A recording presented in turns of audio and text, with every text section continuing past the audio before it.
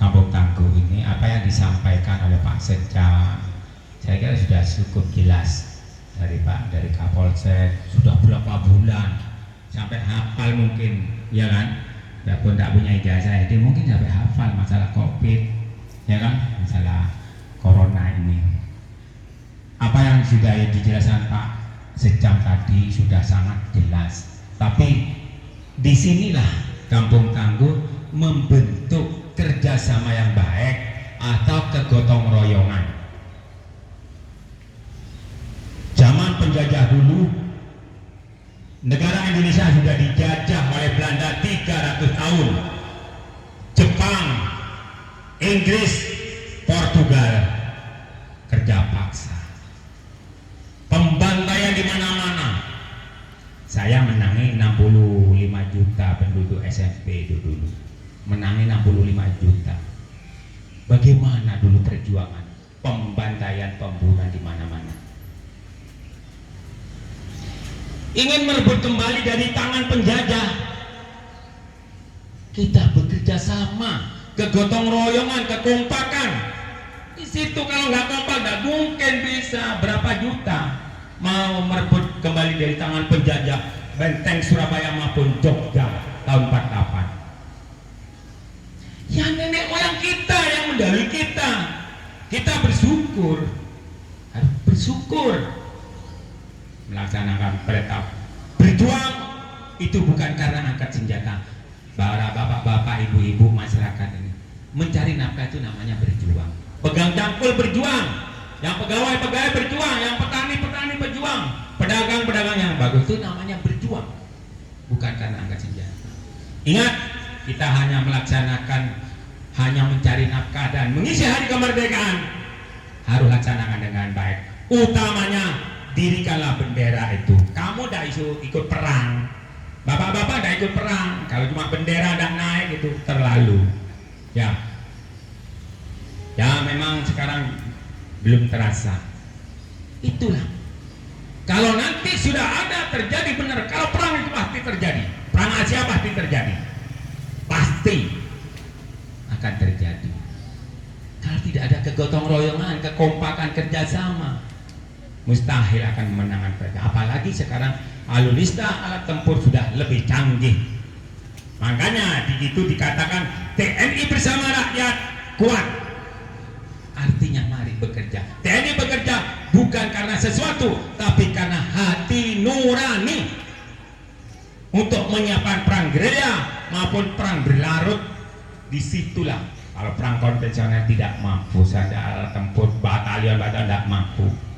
Inilah nanti akan perang gerilya bersama-sama di hutan.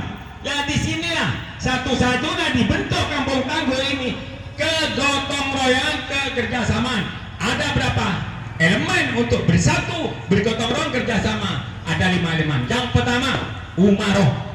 Umaroh itu siapa? Kepemerintahan dari presiden sampai lurah itu namanya umaroh. Di dalam umaroh itu ada ulama.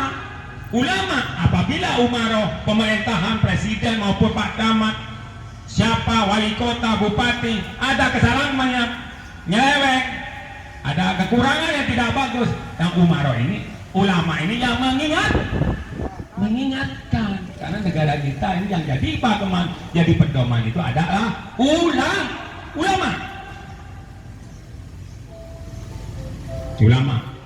Cendekiawan, pemikir, cendekiawan, guru, dosen. Pak Camat itu, Pak Camat itu cendekiawan juga. Cendekiawan, pemikir, ya kan? Pemikir juga mikir Kampung Tangguh bagaimana supaya berdiri baik, melaksanakan dengan baik. Itu. Yang keempat, para dermawan, orang pengusaha, orang kaya yang punya pujian sosial itu namanya para dermawan. Kaya punya pabrik tapi tidak mau bantu sini. Punya pengusaha tidak bantu, itu bukan dermawan, tidak ada jiwa sosial. Disitulah. Mari kita Yang terakhir, aparatur. Kalau tadi dermawan ya, itu aparatur. Aparatur aparat pemerintahan, keamanan TNI Polri. Semua TNI Polri harus mengenal semua lapisan masyarakat. Tokoh agama, tokoh masyarakat, dan pemuda. Di situ ada gunanya nanti.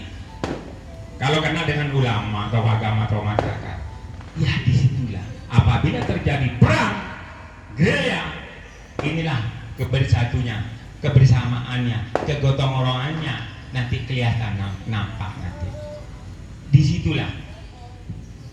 Jadi harus kenal siapa yang mengerahkan. Kalau perang gerilya ke hutan semua mau nyerang, mau ganggu penjajah, ya yang mengerahkan itu adalah tokoh agama, tokoh masyarakat, dan pemuda. Siapa yang memimpin? Babinsa, itu panglima perang. Panglima perang. Kalau ada pinter ilmu medan, peta, jangan jadi tentara. Karena nyerang tak seperti orang unjuk rasa. Harus tahu situasi. Kalau sekarang kampung tangguh, wah ada apa? Covid ada apa? Harus tahu situasi. Bagaimana harus dilaksanakan dengan baik? Nah, anjuran-anjuran pemerintah itu disitulah. Jadi anjuran-anjuran pemerintah harus dilaksanakan dengan baik. Mau tidak mau, kalau sudah pemimpin dilantik, 1 jam kemudian buat peraturan, ya tetap dilaksanakan. Biarpun Pak tentara sama polisi, kan begitu ya? Ya jadi Pak Sek, ya, itu. Jadi semuanya itu 5 elemen ini kalau bekerja sama dengan baik, aparatur pemerintahannya, ulamanya, tokoh agamanya, termasuk pengusahanya, cendekiawannya, ini mudah. Tidak mungkin sampean ini menegakkan ini ya, apa? KTN ini kampung tangguh ini Covid. Tidak mungkin berdiri sendiri-sendiri, pasti minta bantuan. Tidak mungkin polisi mau nyumbangin, tidak mungkin uangnya dompetnya sendiri. Saya pun tidak mungkin.